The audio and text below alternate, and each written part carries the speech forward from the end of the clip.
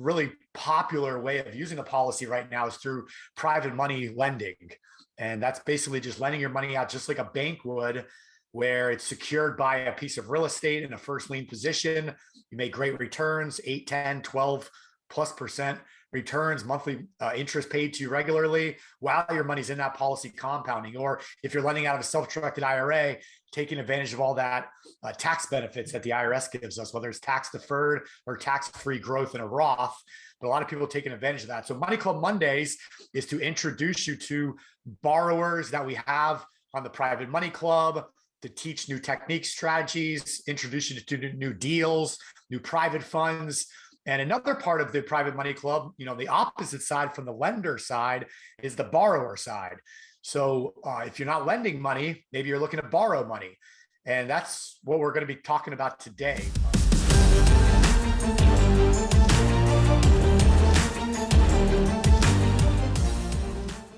My good friend Mike Puglisi is joining me. I know Mike for a very long time.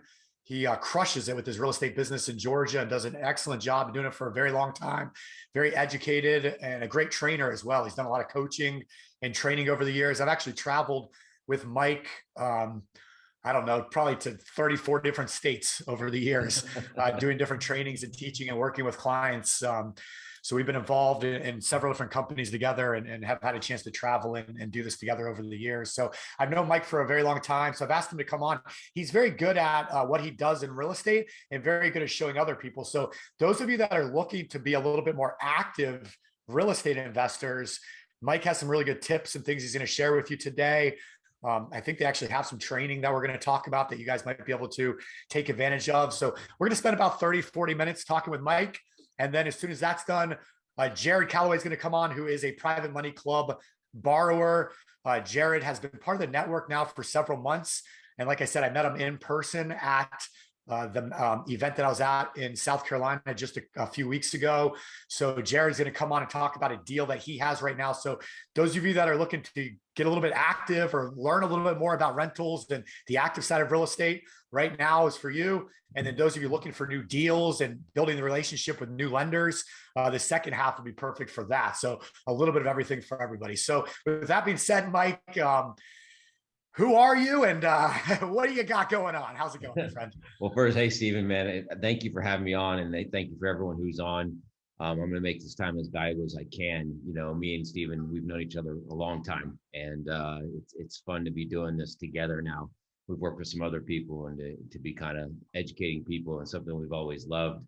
I've been a real estate investor over the last 15 years, real heavily, probably very actively the last 8 years, and have grown a substantial real estate portfolio where we invest anywhere from single family homes, multifamily properties. We're breaking ground next month on an 83 unit condo development in Salt Lake City, Utah, and have other projects behind that. My bread and butter has always been single family homes and multifamily properties and primarily rental properties. I've done a lot of renovations. I've done the BRRRR method. I've done a lot of the methods you've heard about out there, but that's been the bread and butter. And really lately it's been phenomenal. I'm sure a lot of you know what's going on out there. The demand is through the roof. 60 Minutes just had a special, and I'll send it to your group if they want to see it. It's on YouTube. They talked about that the United States right now is 4 million homes short. So and what's going on in the marketplace right now, why real estate's still on fire even with interest rates going up. So, and really it boils down to, in 2008 we had the crash, 2007 and 8, and building just stopped. They weren't building homes because they had a surplus inventory. Builders went out of business and bankrupt, and they were really reluctant to get started again. And they waited a couple of years, and a couple of years after that, really didn't start building till about 2011, 12, where they started ramping it back up. What you had happen is you had millennials now wanting to, over the last 3 years, start to get their own place. And with what happened with COVID, of people wanting to get out of apartment buildings and have their own personal space and working from home, has created this huge demand of properties.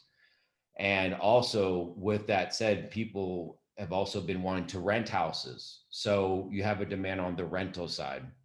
So really, it's kind of like this storm that's kind of come together, and just being in what I've done and investing in rental price for a long period of time, it's a great time.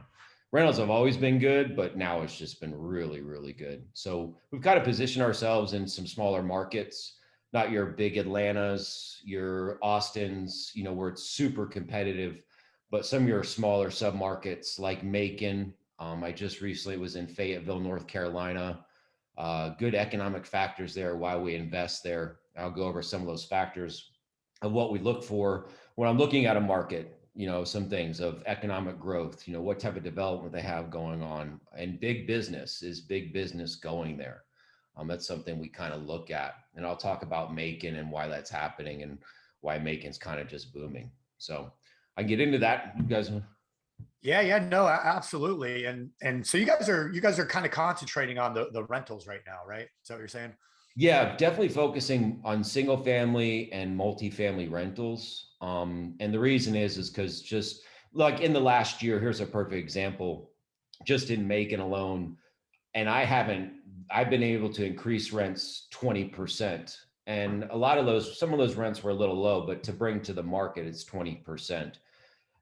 So there's been a big increase in rents. And then with interest rates being as low as they have been, cash flows up. So it's been good. And that's where we've been focusing a lot, is either holding on the turn single family homes or selling single family homes to other investors. And then you have big hedge funds, big buyers coming in doing the same exact thing. They are buying single family homes and renting them out. So it's kind of like follow the big ship. Sometimes I think they might overpay for a property. That's just my opinion, but they are buying a lot of single family homes in certain marketplaces. Yeah, definitely. So, a little bit more just in your background experience. One of the things that I like about these Money Club Mondays is it allows, our community kind of get to know each other. And so, I've known you for a long time. I know you've done a lot of deals lately, but just a little like, how many years have you been doing this? About how many properties do you think you've, either flipped or acquired or wholesaled or been a part of, over the years, something like, that kind of thing. We probably, between me and my partner, we've done over 1,000 transactions on his side and my side. Just recently, probably in the last 6 months, I've probably flipped I would say 20 properties. Okay. In the last quarter, I probably bought 30 doors. Now I consider a door like a multifamily. If it's a 4 unit, I consider each one a door. So between January and February, I bought 30 doors. I'm buying another 6 properties next week, 3 doors this Thursday, and just probably have right now over 50 rentals plus the developments going on in Utah. We're actually going to be building an apartment building, but that's where I'm at right now currently and what I've done. A lot of experience. Also, hey, I've also had a lot of learning lessons too, which is the best kind, because you learn how to, over the years, I've learned how to analyze a deal and know what to look for. And that's why I created a training program too, to kind of help people out to know these are the things you look for when you analyze a rental property. What are you going to look at? And that's over years and years of experience. Well, it's important too. I mean, because you have a lot of people that kind of jump into real estate investing, and they were taught one thing and they're focusing on that one thing, and they could be letting money off the table, or they could be losing deals, or maybe they get into some trouble during the deal and they don't know how to get out of it and still profit or be able to pay the investors back and things like that. And so it's that's important. I think the experience part, when people are lending to you or considering lending to you and building that relationship, or even wanting to maybe take some of your training and learn from you that way. Just knowing that you've been through it before, you've been through the different markets. I mean, I know you were involved in real estate in '08 when everything hit the fan, and were able to recover from that, and obviously excel with it and do well with it over the years. And then not only that aspect of it, but also I think it's interesting that you've done over 1,000 deals, all these transactions, lots of flips and wholesale deals, but right now you're concentrating on rentals, because you're following the market, and the market right now is, prices are high. So, maybe the deals are a little bit harder for like the money in a flip, But if you can buy that property, the cash flow strong, and you're buying them in markets, like I'd love to talk about why Macon, why Fayetteville, why these areas, but you're buying in these markets for a reason, because of that cash flow, because you see the strong growth being there and the strong rental income being there even down the road. So it just goes to show you in real estate, up market, down market, level market, wherever we are, there's different strategies you can follow to make money. And so I think it's a testament what you guys are doing and pivoting over to rentals right now because of that. Absolutely. And hey, listen, Warren Buffett said it best. He said this about 6 years ago. He said if he could load up on single family homes at a fixed interest rate for 30 years, he would do so. And someone asked, well, why? Because where are rents going to go?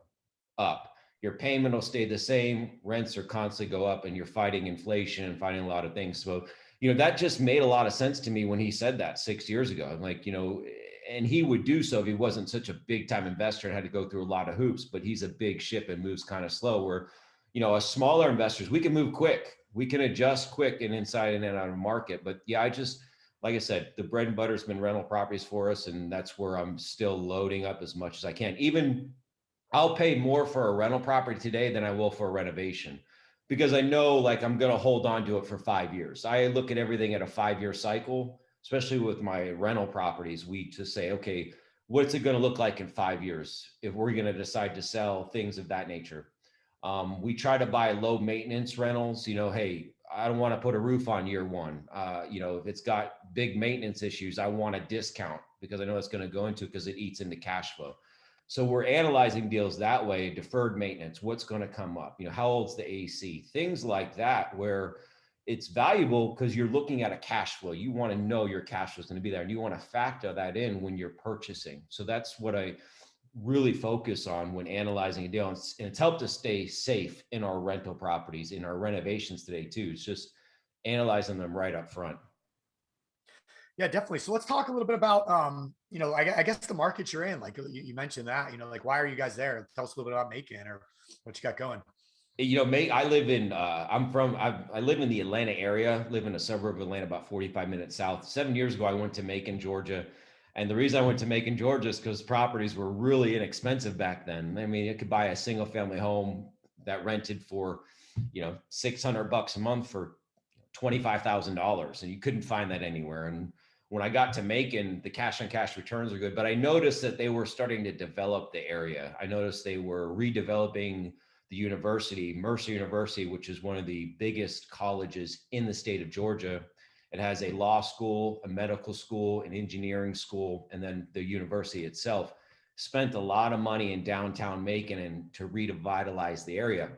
I just noticed that and started asking questions and just started really buying properties in that area and around Macon. And Macon has done a great job of economic development where they're bringing in big companies like Amazon. Amazon has a distribution center in Macon. Kumho Tires, which is a tire manufacturer, has their biggest plant in the country in Macon, Georgia. Geico has one of their headquarters in Macon. So you have an economic factor of jobs being created. One of the biggest hospitals in Middle Georgia is in Macon. So there's a lot of jobs, but a lot of jobs is good for the economy and good for rentals and home buying. And another thing about Macon is that over 40, the number went down, but last year it was like 52% of the people who live in Macon were renters, right? So that's a pretty big number.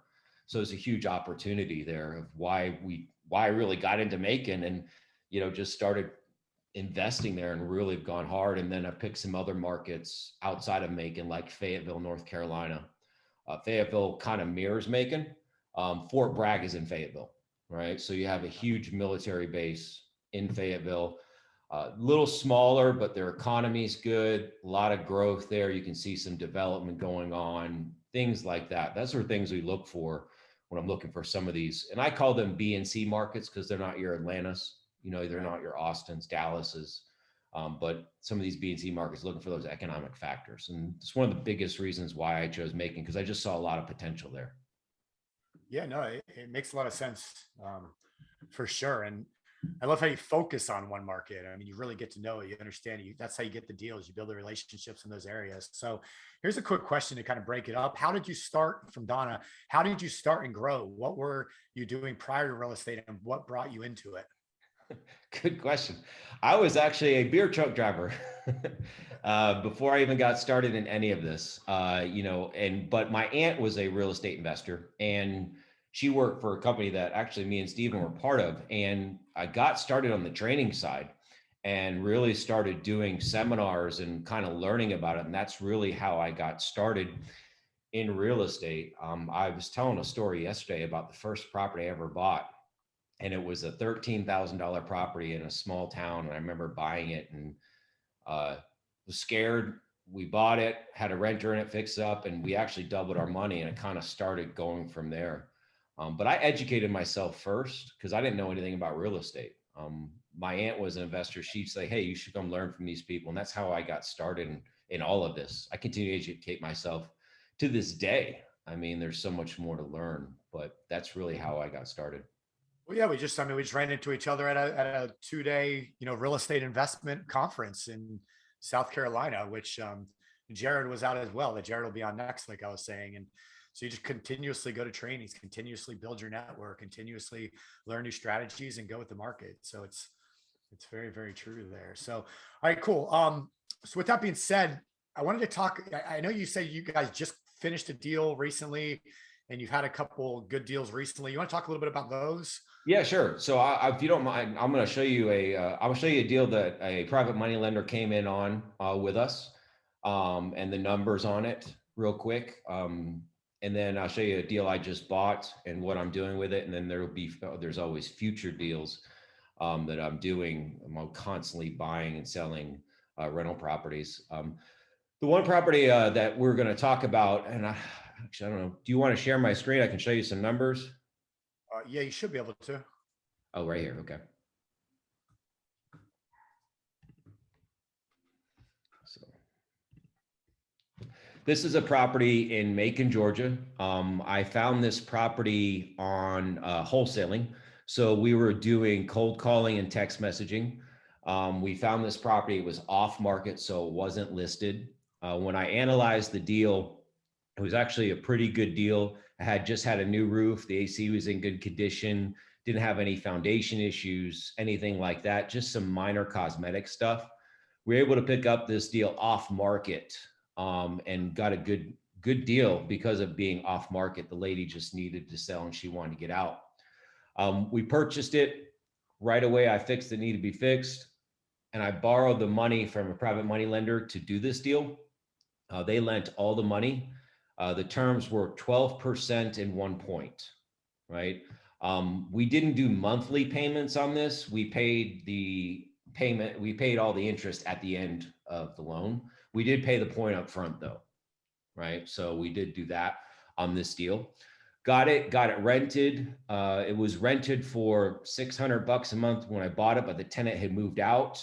I got it, did some cosmetic upgrades. When I mean cosmetic, we painted, cleaned it up really well, put some new appliances in, and we're able to rent it for $875 a month. So we're able to increase the rent on this property.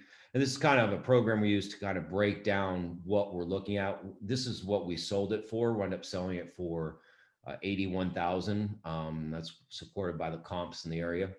But the cash on cash return, what this gentleman got on this property who bought it from us. The lender who purchased the property, this is the breakdown of what they had. So the lender lent the $50,666.48. We paid the point out of that. We borrowed the money for 67 days at 12%. The interest on that was $1,082.72 and total return of $1,594.50. So a decent return, very short term. This deal was kind of in and out. So the 67 days is a little shorter. Usually conservatively, it's 90 to 120 days when we do a deal. And we're borrowing private money, sometimes a little bit longer depending on the project, but something like this was in and out and pretty quick. Yeah, 67 days is fast. But you guys will notice something. Leave that up there, Mike. Yeah. At the very bottom there, that's probably the most important part, right? We look forward to doing more in the future. And that's what I was talking about. Like once you do a deal with somebody, It's kind of just, you build that relationship. And then the next one, hey, we're ready to go again. Hey, we're ready to go again. And, the worst day is probably at that 67th day when you're already giving him his money back. He's like, whoa, I don't want that back yet. Right. But it's kind of cool. You guys paid a point up front, because you probably assumed it was going to be a shorter term like that. So that's kind of cool. And something to think about as a lender, if you're going to get the money back quickly and it's going to sit for a little bit before the next deal, having someone pay you a point to kind of make up for that definitely will help. Yeah, absolutely. And our lenders, the people we have who, they love it, especially on something short term like this. I always will, I just say the point up front, but it's something you can negotiate too. And a lot of lenders will either do the point up front or they'll do it on, on the back end when everything's paid out. So, and then we've had private money lenders invest in flips with us too, where they take a second lien position. The interest rate on a flip though is a little higher because of the second lien position. So on a flip, like we'll come in with the first part through like a hard money lender or sometimes, and then the second part we'll get a private money lender to come in where that interest rate's 15% because the risk a little higher plus a point. And we'll do that we've done that on renovations and we still do it to today. Yeah, that's similar to what Devin Burr does. If you guys have anybody lent to Devin Burr, if you remember when he's been on here, he does the same thing with the second position where he uses the private money in the second position. He pays 15% as well. And it's the higher interest because of the second position, but he uses that as the rehab money where the main loan is. Because where Devin is in Scottsdale, I mean, they're doing $900,000 $1 million homes. So even in a second lien loan is still a couple $100,000, right? So, but with that being said, Mike, a couple of questions, and I'm curious, when you guys, you bought this, you raised the value in it, you got a new renter in there at an increased rental price, and you sold it essentially as a turnkey rental. I mean, it's already has cash flow going. Now, do you guys have a management company in place that's managing that property for that buyer also, or is that up to them? You just sold them the property and they manage it? No, the one thing that we do when we offer turnkey properties to outside investors, even people in the state, is I have a lot of relationships because I've been investing in the area. So we give options to people. Every property that I do sell as a turnkey does have a property manager already in place. And it's the person who's buying it, the buyer, it's their choice if they want to keep that property manager or go with another property manager. Most people do stay with the property management that's in place. And then I have insurance. I have everything that you would need for that property where I can refer people to you and, closing attorneys, insurance agents, the property manager has handyman and maintenance and they take care of all that, of course. But a lot of turnkey where it's just, I turn those relationships over to you so you can at least talk to people and weigh out your options when investing. Right. That makes a lot of sense. So how about you? Alan's asking, now that you have a nice rental inventory, how and who are they maintained by? Are you guys managing yourself? Are you doing mostly administration work now and have a team, or how's that look for you? I do both. I have property managers that manage properties, and then I manage some of them myself with a team. I have a lot of rentals downtown, college rentals. I rent to law students, medical students. Those are always good tenants. Those ones I kind of manage myself. My single family homes outside of Macon, I have a management company handle those. It just depends. More and more, the management company is taking over more and more of what I'm doing though. So it's more just acquiring deals, looking for them, analyze them, being in the field sometimes, and just taking down more properties. Oh yeah, driving that big old truck of yours around, drinking all the gas. All right, Andrew was just saying, how do points work? I've never fully understood them. So it's real simple, but Mike, go and explain it. Yeah, really. A point is basically, if here's a real simple example, you have $50,000 loan, one point would be 1% of the loan, right? If 2 points, be 2% on the loan. So that's the easiest way to explain it. So yeah, so 50,000. Point is just a percent. A point is a percent. So $100,000, 1 point is $1,000. Yeah. $50,000, 1 point is $500. But the thing with the point is it's not set on terms. So like when you hear you're going to receive or you're going to pay, let's say 10% interest, that's going to be annual interest. So $100,000 loan at 10% interest is $10,000 annually. However, if you get the money back in 6 months, you're only receiving $5,000, half of that, right? Because the 10% is annual. A point is a point. whether you have the money out for a day or the entire year, 1 point is 1 point no matter what. So that's the biggest difference there. And so whenever you're talking some of these shorter term loans, some lenders want to add a point or more at times because they know that the money's going to come back to them quickly, and to make it worth their time, they want to make sure that they're going to get a little bit of money on their money. So the most common you see points is just at the bank when you open a mortgage or you do like a HELOC, when you refinance, things like that. A lot of times there's points that are added onto that. No, hard money lenders do it. We're purchasing a property right outside of Atlanta. We're doing a huge renovation. Purchasing a property for $320,000, doing a $310,000 renovation. We're adding 1,500 square feet. It's a big deal. We had a lender come in and they're going to charge us 2 points on the 600,000. Now, why are they doing that? Because of the risk involved of that deal, because the construction budget's as much as the purchase price. So you see it common in the hard money space and in the lending space when you're lending on certain types of deals. I mean, the best position to be in is the lender's position, in my opinion. I lend money out too on some deals, and sometimes I'm just an investor on deals too, because really, you're not doing any of the work. You're getting all the reward. You're not, it's really truly passive income in a sense. I like to say it that way, because you can make good returns and not take a huge amount of risk or do the huge amount of the work involved. Right. Yeah, definitely. So actually good question from Mark. What's the difference in hard and private money? Great question. So hard money is Sometimes it's like hedge funds. So or they're institutions. So a lot of hard money lenders will have a system set up where they will borrow the money from someone else. They'll have some type of other lender set up. They're kind of the broker, the middleman. They make money on the point, then they sell the loan to this other investor, put two pieces of the puzzle together. Their money's made on the points and fees and stuff like that. Hard money is more, with hard money, they're doing renovation loans. They can quick close like private money. Their interest is not as high. Private money lender can charge more interest than I've seen hard money lenders charge. Right now, a hard money lender is going to charge anywhere from 8 to 10% because they're bigger institutions in some cases. Where private money, because of the availability, how quick it is, they'll charge sometimes 10 to 12% with private money. Well, hard money too, typically because it's institutions and it's larger amount, like they're borrowing from hundreds of millions of dollars a lot of times available.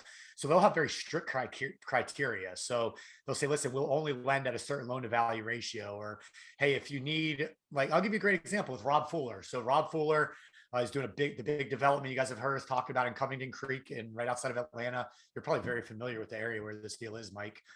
But anyways, it's a $10 million project. So if he goes to his hard money lenders, they're going to charge him points up front and they're going to give him the whole $10 million now, and he's going to start paying interest on that immediately, even though he doesn't need the money for 12 to 18 months from now. So one of the reasons why Rob, for instance, came to us for private money, and we're private money clubs funding 100% of that 10 million on that deal. The reason he did that instead of just going to his hard money lenders like he always does, even though he pay a lot less for the money from the hard money lenders, is because they're going to give them the money all up front, where we're doing tranches through private money. So $3 million in tranche 1, 3.5 in tranche 2, and 3.5 in tranche 3. But he doesn't need to activate and get that additional 3.5 million for 12 to 18 months from now when he actually needs it.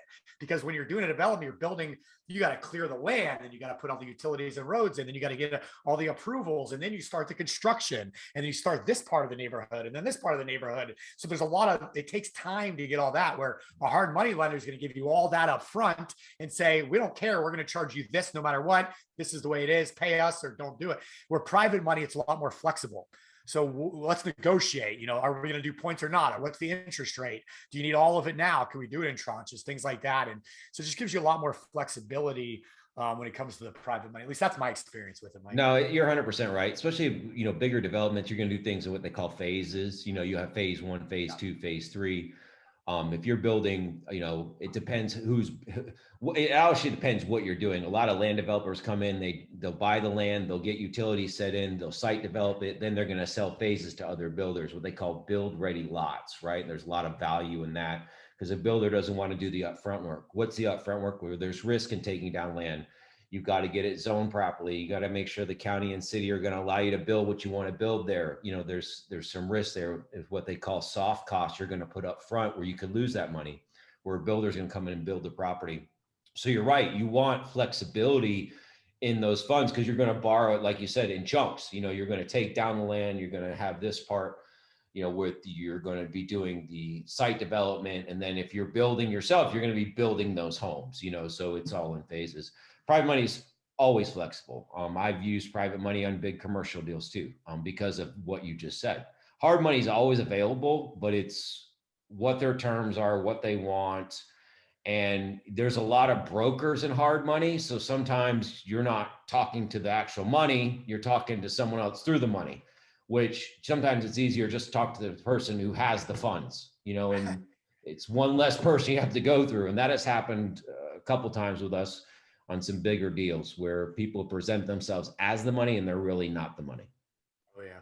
Yep. No, it happens all the time, especially if you go to like local real estate association meetings and network events. It's I love them, and I have a love-hate relationship with those things, just because you do meet a lot of really good people at them, and they're great to network in person and in your local area. But you do meet some people that sometimes you're just like, what do you really got going on? You know what I mean? You're not 100% sure, but nonetheless. All right, cool. So another good question. And then I want to get into also, do you have any turnkeys right now, or what do you got coming up? And then more importantly, I want to hear more about your training program, what you guys got going on. So just the one real fast, which markets do you recommend as the best right now for buying and holding multifamily apartment buildings, single family homes to invest in? Any feedback on that?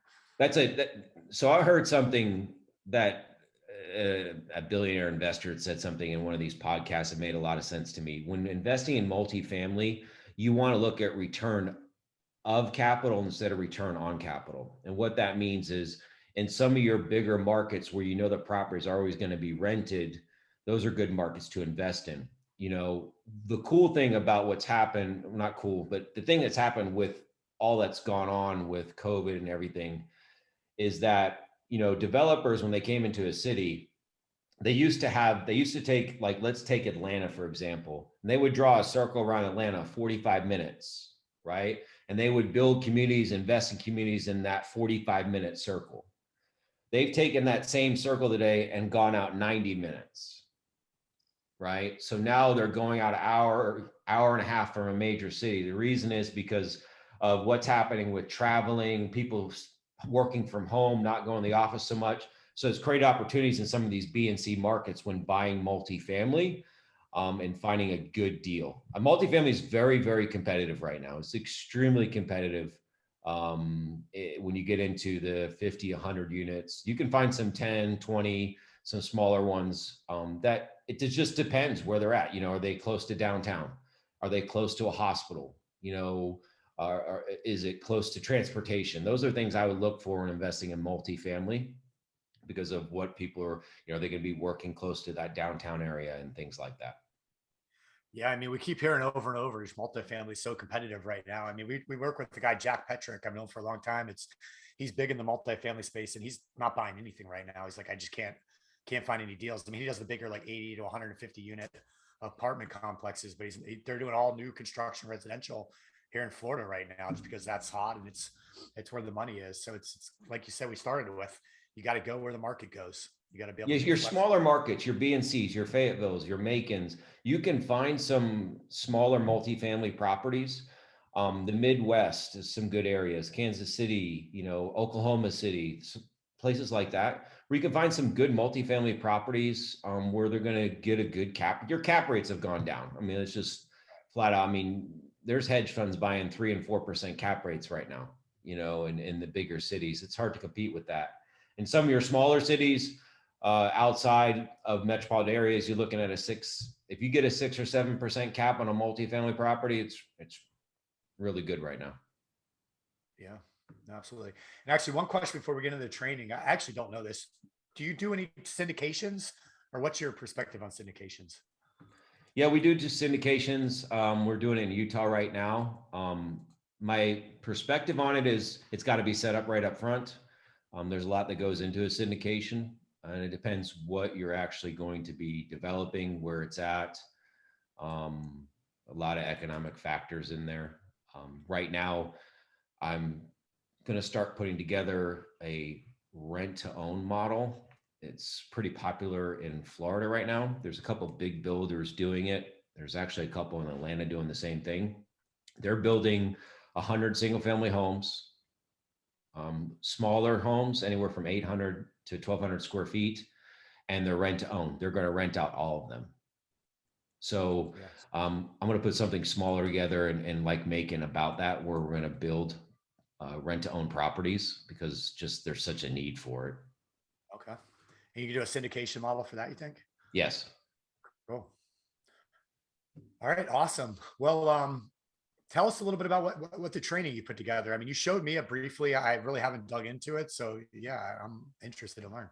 Yeah, I mean, we started a educational company, online educational company called Seeking Unemployment. Why did we start Seeking Unemployment? The reason we started is because financial freedom is the word I want to use. Cash flow. People want, I think today, and when I talk to people, they want to do what they want to do when they want to do it, but they want the cash flow and passive income coming in. And that's kind of why we started Seeking Unemployment, to be gainfully unemployed. Your choice, the entrepreneur mindset, all of that. And we created this training program to help people get started in real estate or improve what they're doing right now, anywhere from wholesaling, rentals, and renovations. We have a lot of experience in all of that. And that's where we created this online training program. I actually have it pulled up just to show you what it kind of looks like. We have training videos that we've developed, and you can go through certain segments of it. As you're going through the videos, you're going to learn about a segment. And one of the things we did, and I actually learned this from another course creator, is instead of making a really long video about a subject, we kind of broke it up into sub-subjects, right? Because you can learn a lot easier that way. So we're going to talk about, how to build a cash buyers list. That's all we talk about. We don't go into anything else. So you can take some good notes. It's a short video. It's not 20 or 30 minutes long. It's right to the point. We took a lot of the fluff out on this and developed this training program and broken into different segments. So that's what we have created this online program where people can learn online from their home, to help them get started in real estate and eventually do what we did, take their profits from renovations or money you have from other places and invest in rental properties and real estate, and grow passive income. Yeah, very cool. So is it all on wholesaling, or what are the different, what do you No, guys we got have wholesaling, we have renovations and rehabbing. Let me see if I can get back here real quick. Is it all part of the same course, or are they different? It's all part of the same course. So there's 3 main sections. We have something called a 101 course.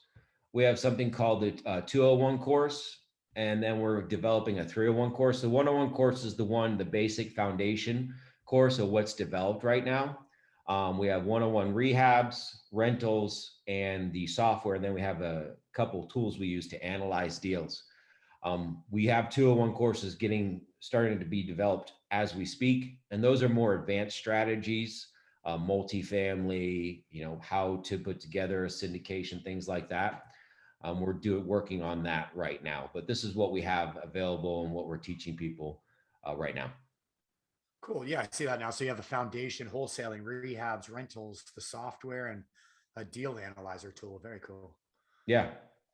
And then are you guys doing any coaching? Is it all just self-taught, like self-paced, or what's that look like? Right now it's just self-paced, but we are starting to we're going to start in probably the next couple of months, start coaching one-on-one people who want to get involved and want to get more hand-holding is what I would call it, helping them get to their first deal, buy their first rental property, do their first renovation, kind of more of a mentorship. I love it, man. I mean, I know you have the experience in this business, and not only on the real estate side, but on the coaching and training side. So I'm sure everything you put together is top notch. Like I said, when you sent it over to me, I started clicking on a couple of videos. They're very professionally done. I mean, I know what Chris does to build what we build with Money School and everything, and all the videos, and you guys are right on par. So nice work, man. Congratulations on getting all that together. So where can people check this out? where can they sign up for it if they want to get started with it, or where can they contact you if they want to talk to you more about different deals you have coming up in the future? What's that look like? Absolutely. I'll send you an email, Stephen. You can send that to everyone. They can go to our website, seekingunemployment.com, and they could enroll on there if they want. If they want to talk to me a little bit more about it, I absolutely, like I said, we're just launching this. So, if they had any questions, and then, I have a website called constantcashflowproperties.com. That's more of our real estate website, where it explains what we do and how we do it. And it explains some of the rates of what we give and breaks down, what we kind of talked about here today, how an investor's protected, how payment works, interest, points, fees, like that. All right. I'm just typing in syndications. All right, cool. Yeah. And if anybody wants to chat with Mike, I'm sure you could do right through the website, or just email me like you guys always do. I'll just do a group email right over. You guys can connect that way. But again, just build a relationship, have that first conversation. And then, as syndications, future deals pop up, you'll be on Mike's list. He can reach out to you. And Mike, we got to make sure we got you all set up on, you're all set up on Private Money Club and all. I know you've been concentrating on getting all your stuff going. So let's make sure we have you onboarded on there. Okay. Reach out to him on Private Money Club as well. With that being said, one last question from Mark, and then we'll close it out and bring Jared on. Remember, guys, we're not done. We got 2 parts to Private Money Club today. So Jared Calloway is coming on here shortly. So Mark said, has inflation and supply chain issues affected your business, your plans, or your building plans at all? Yes, just flat out it has. Here's a perfect example. The renovation I'm buying in Atlanta, we already put an order in for windows, and we haven't even, we're closing today. Usually trusses would take 4 weeks to get, sometimes a little shorter. Now we're 12 weeks out on just trusses. Crazy. So certain things, it's been the things that have not been available have been like trusses, appliances. We're having a tough time. Windows, you're ordering like even before you even buy the property, if you're going to put new windows in. Sometimes I've heard stories of those taking up to 36 weeks to get. So you do have some supply chain issues. How do we overcome that? Just being resourceful, having some relationships has helped us in some areas. And there's some things we've just had to factor into our numbers, and like, hey, knowing up front when I buy this property, it's going to take 36 weeks to get windows. I need to factor that into my holding cost and, and justify doing it. So yes. Yeah. All right, Mike. Well, it's great to see you, my friend. Thank you very much for your time today, and look forward to continuing to do more stuff with you. Absolutely. Thank you. Appreciate y'all. Yeah, guys have a great day. And you guys met at the South Carolina event. Yeah, I'm going to listen to Jared. He was awesome, man. Good seeing you, bud. Yeah, good to see you guys. Looking like following Mike Puglisi. Yeah. With all those accolades, man, I got some work to do here. So Jared so I met Jared actually first on a phone call setting up a money multiplier policy. And he's telling me all about how he's, been getting into real estate investing and moved from Pennsylvania, I believe, right, Jared, down to Carolina. South Carolina, yep.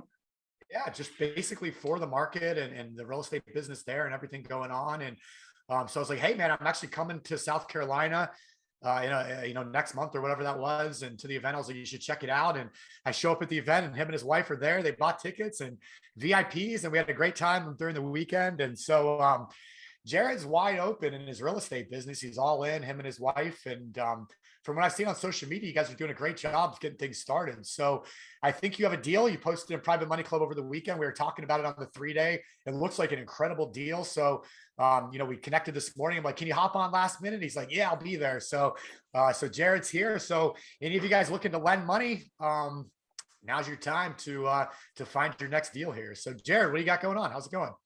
All right. I appreciate it, Stephen. Yeah, it was last minute. So bear with me for, with being comfortable talking to everybody and putting everything out there, but I hope to answer all the questions. Yeah, it was a great time meeting you. It was a great time meeting Mike. He was great at sitting down with me and my wife and just going through all the ins and outs of all the questions we had. That's what it was all about. And that's what you told me going into it was, try to connect with some of these people that are just there to help you. So I appreciate that from you, Stephen, and also from Mike. That was awesome. And I'm actually going to piggyback a lot of what Mike talked about and use some of the words that he taught me at that meetup. So here are things like prehabbing and stuff like that. So yeah, just a quick background of where I've come from. Back in 2011, I started as an electrician in a family business, a small company. So I've been in trades for a while. Then I finally got into the Federal Bureau of Prisons, got into facilities, worked my way up to a general foreman supervising, 25 guys in 5-6 different trades, managing, $500,000 of funds a year, multi-million-dollar projects. So building statements of work and supervising crews was kind of my bread and butter for a while. And then up until the end of 2021, I kind of had a change of plans where I liked what I did, but not in the setting I was doing it. So in place, kind of some people I knew that were in real estate investing, talking about the ins and outs of it, and it really interested me. And they were actually trying to hire me to be project managers. And if I was going to leave the government and everything I was building up, I didn't want a boss. So that was kind of my goal, was to piggyback some of what I was learning with these guys, but also bring my strengths into an industry that would be, helping other people out and meeting people that could help bridge some of the holes that I had. So all the stuff that I didn't know with real estate investing, I rely on one of my partners that you hooked me up with, Justin Colby, a great mentor of mine. Anything that I don't know or any weakness I have in real estate investing, a great guy that has 15 plus years in real estate investing. He's killing it. And ever since bringing him on, it's been a fun ride.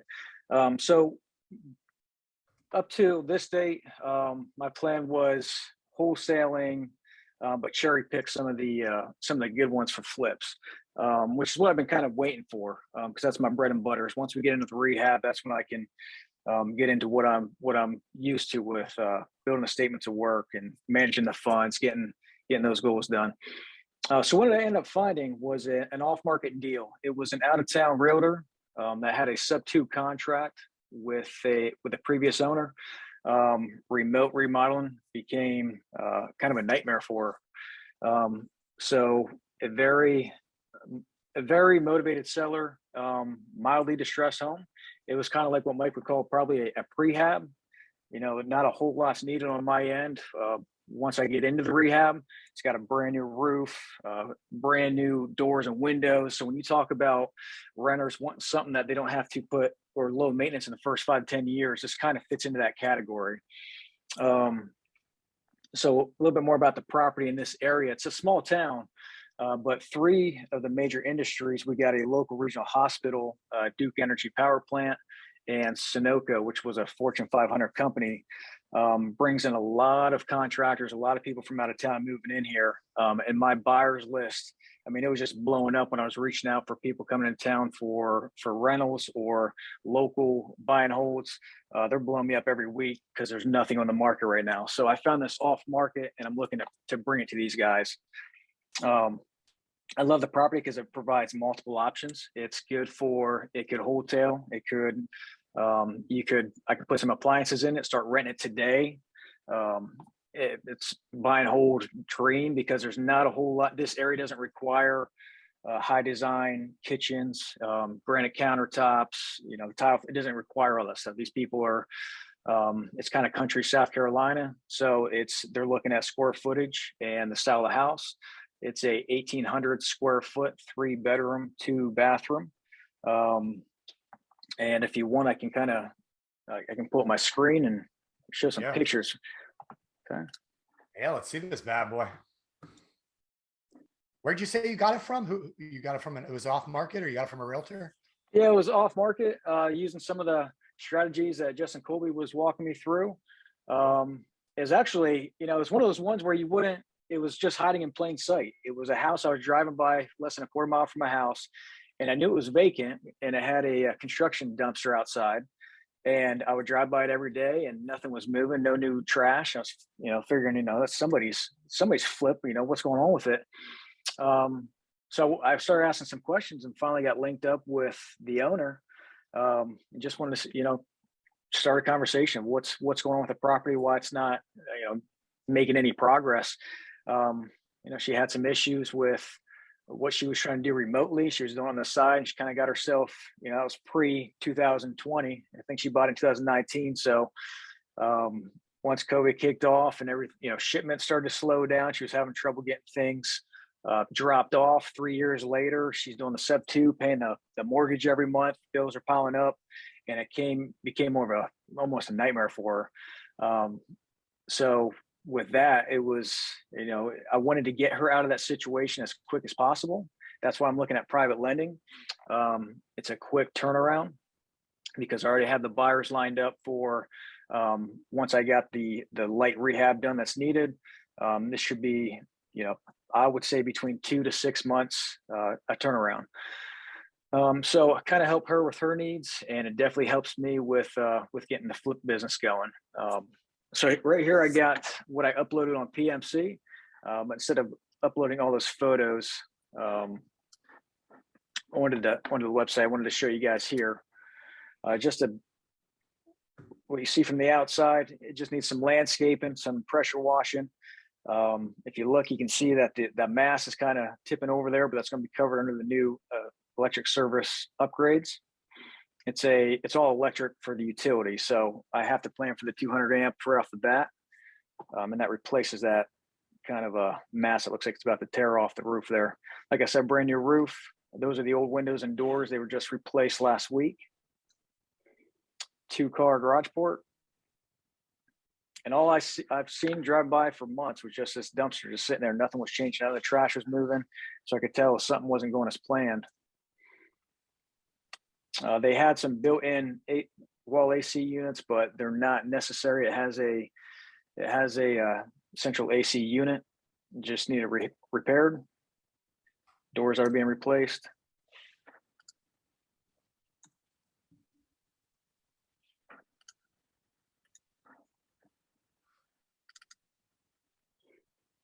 So it's on an acre. They fenced in a nice part at one point. So just need some basic landscaping and then a fence. I plan on tearing that out and just putting up a new one. New shingles, but some soffit work's needed. This is the workshop in the garage. So this is a master bedroom. So as far as the rehab goes, there's 2 bedrooms that are just going to need carpet. Walls and ceiling, everything's in good condition. It has a fireplace.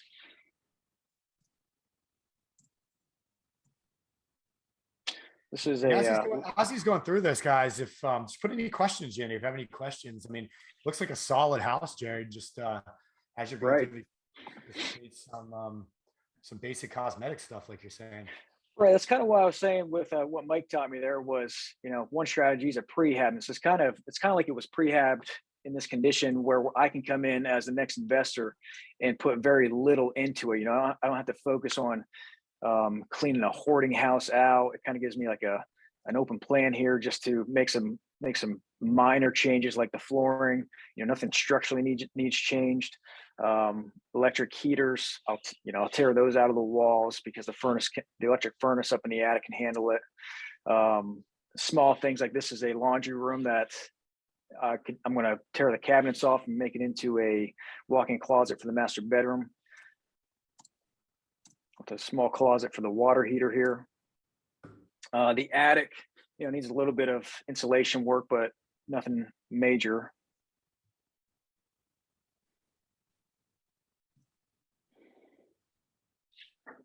Bathroom fan that's not vented. Simple things like that. Right. And what you say houses go for? What's like to go in rent in this area for this house? Like, what would this for 4 years? It's every time I look at it, it's increasing. But right now, this house it'll bring in about $1,500 a month. And the people coming in town. So a lot of my buyers list is people coming into town now, and rent is so hard to come by that they're resorting to buying campers in RVs and just setting up in campsites because there's just nothing. They're calling every week looking for something, bringing homes with them until something opens up. Last guy I just talked to, he was coming into town for one of the businesses. brought his camper with him and is begging for something to be out there. And he said, once something's available, let him know. 100 more guys are coming behind him. Nurses are coming in groups. If people can do rentals by room at that point, if you got a group of nurses coming in, like I said, Duke Energy up to all this is within a half a mile of the house. So it really opens up a lot of end customers to come in and do this. So that's why I say it's kind of versatile as far as what kind of property you make it. You put a little bit more money into it, do a straight flip to, like Mike was saying, a lot of those millennials sitting at home. I was one of them at one point in my life, and that's a real thing is my generation sitting there. Nothing's available. So what do? You resort to trying to make some kind of family living arrangement work for everybody. Well, that's a pressure cooker of just waiting. So they start getting desperate. Just talked to a family member today back in Pennsylvania in that same situation. And a realtor told her, don't offer anything less than 50,000 over the asking price, or it's not even worth the time. I mean, that's the craziness of the position that this generation's in is, even knowing that the market is the way it is, you still have to go into it, is what most people are thinking. So a lot of flexibility here with this house. Yeah, I mean, to me, when you were talking about it just a minute ago, there was one thing you said that really, it's probably the most important thing about this whole deal, knowing that it's in a good area, that it's a strong rental demand. I think you said that the sell price, what's the ARV on it? What are you going to be asking to sell it? So the ARV, we're working off of a 180,000. Purchase price is 108,000. Let me see if I can pull this up. Right here. So purchase price 108,000, rehab 25,000. I'm looking to finance 145. We can get into the numbers. So, right now I have it listed, looking for financing of 145 at 10%, interest paid monthly. Now, just like Mike said, it's private money lending. So if you got the funds and you're looking for a project and you're on the fence, give me a call. I mean, this is all, I can be flexible. We can negotiate something. If you're interested in points, I can absolutely bounce that off the calculations. I'm sure we can come up with something. So if you're looking for a deal and you're sitting on the funds, just give me a call. We'll work something out here. Yeah, I mean, first position looks like a solid property. Right. What you said earlier that really caught my attention was just the fact that you said that you have buyers already in place for it. So as soon as the deal is on, you have buyers lined up, ready to get it. And the exit strategies, that's when the money's made, right? You make money when you sell. When you actually, you make money when you buy up front. You got to have a deal, but you're really realizing those profits when you sell. And that's what Chris and I always say. Good for you for making money. Now keep it. And if you make a deal when you sell, that's when you actually keep it. So it's very important. And if you have that kind of demand in that area, that's a very positive thing. Here's a question from Mark real fast. Yeah. What's your recommendation on this type of rehab for someone who does not have your experience in construction? And I can answer that one. My answer real quickly would be to lend to Jared and let him do it, because you don't the experience. So what do you worry about? Just lend the money, make the money that way. But go ahead. Yeah, I like that answer too. Exactly what I do and what most people do. When you're in an area that it's new to you, identify your strengths and weaknesses. And if identifying how the rehab's going to go, I would take general contractors with you. I would take somebody that's in trades. If you, in this example, something as simple as, yeah, that was rehab, but a plumber might say that's not the end product there. You know what I'm saying? So my recommendation for rehab, if you're into prehabbing, and me and Mike have talked about this before, you kind of just get the property ready for the next investor, where they can come in, they can do the construction work. So if you don't have a lot of the experience, the tools, the overhead to take on the whole rehab, there's money to be made just in getting a property that might have been sitting vacant for years in a bad, overgrown landscaping, or you got some leaks going on, and you also have maybe hoarders in the house. For one person to look at that could be a heavy rehab. You can look at it as clean out the house, and it looks like a completely different house for that next investor to come in. So that's kind of what he means by prehabbing, is just getting it ready. And he actually has some really good videos that I've seen him make on YouTube. What's up, Mike? Yeah, Jared, you're right. I mean, it's just, when someone looks at something that's a big mess, their vision of it when they see it is like, oh, I have to do all this work. But if you can give them something that's clean where they can walk in and they're not going over trash, and they can look at it and go, oh, I can envision this project. It's easier for that investor to take it over. And I've just proven that time and time again when I've done these prehabs, sometimes just cleaning them up, and we can charge more for them, because it's clean, it's ready to go. Yeah. Yeah. So kind of one of my, where I think my sweet spot's going to be with this property is I also have buyers on this list that, they're kind of like your doctors or somebody that's got a good paying job and they want to build a rental portfolio, but they don't want to take on a $50,000 rehab. This house is, for my rehab cost at 25, I can get it close to that and then hit up the buyer, and just get them a property that they're looking for, where maybe they put 5, tops 10,000 in the year into it, and then they get that $1,500 rent roll going. So it was about identifying the market I'm in, what the kind of buyers I got, and this is why I kind of cherry picked this property, is because it can play a lot of roles here. Yeah, definitely. Another name you'll kind of hear for prehab is wholetailing. So getting a property instead of wholesaling it, which, you can learn all about wholesaling with Mike's course. Just go to seekingunemployment.com. But wholesaling is just getting a property under contract and flipping basically the paper before you actually close on it. Wholetail is getting a property, putting it under contract, closing on it, but instead of doing a full rehab on it, you're just doing, like you're saying, just clean it up, make it look prettier to sell it to the next investor that can go in and do more of a work on it. So prehab, I've never really heard it called that, but same thing, same concept. And that's very popular, but this all boils down to education and having multiple exit strategies. So I love you guys are talking about these different ways, because there are different ways to make money: wholesaling, prehabbing, doing a full rehab on it, getting it where you actually put a renter in it, where like Mike's doing on those deals, where you have a renter in it that's already renting, where now it's a turnkey rental. There's just so many different exit strategies and ways to make money. And when you work with somebody like Jared that is working, he's newer to real estate investing, but he has the right coaches, he has the right mentors, he has the right contacts between our team, between Mike, between Justin Colby, and everybody you've built locally that you have, Jared. So that's important to look at. Or somebody like Puglisi that has the experience just from doing it himself over the years. I mean, that's the stuff you look at when you're looking for an investor that you're going to lend your money to. And then, of course, all the other steps. If you look on the Private Money Club, Jared writes right on there, 138 loan earning 10% with monthly interest payments, mortgage, promissory note, insurance, first lien position, personal guarantee, like all that's part of that deal. That's protecting your money when he lends it to you. When are you looking to close on this, Jared? Like, what's the timeline look? And then, what's the expected I think you said 2 to 6 months maybe, but what's the timeline for closing? When you need the money? What's that look like? Closing is this month. It's April 18th. Okay. Like I said, because it's a fast turnaround, that's why I went to private lending. So like I said, if you're on the fence, just give me a call, or I put my email there in the chat if you want to shoot me an email. If you want to do a virtual tour, I got the keys. It's vacant. I can take you in on a Zoom, show you anything you want to see. As far as timeframes go, 2 months, 60 to 90 days of rehab. And then not much is needed. I won't have to worry much about parts on order. I'm looking at carpet, electrical service, the minor stuff I was showing you there. So not like I have to wait 6 months for windows and doors to get here anymore.